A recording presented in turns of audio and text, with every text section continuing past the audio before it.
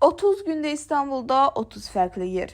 Bugün İstanbulun çoxlarının tanımadığı bir nöqtəsinə Çəkməköy'ə gedirik. Əslində məqsədimiz at minmək idi. Amma atların bağlı olduğunu öyrəndik və sadəcə ətrafı gəzməyə qərara gəldik. Burada maraqlı çadır otaqları var idi. Kənardan baxanda çox gözəl görünürdü. Amma içəri girəndə vəziyyət bizi məyus etdi. Çox baxımsız idi. Sanki bir tədbirdən sonra buranı belə qoyub getmişdilər.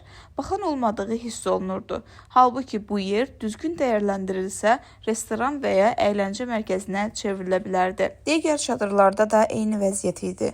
Burada oxçuluq üçün nəzərdə tutulmuş yerlər də var idi. Amma Ramazan ayına görə bağlı idi.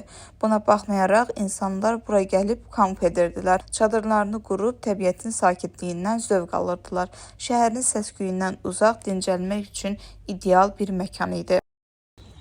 Daha sonra meşənin içini gəzdik. Çox sakit və huzurlu bir yer idi. Yayda gəlib piknik etmək üçün ideal bir məkandı.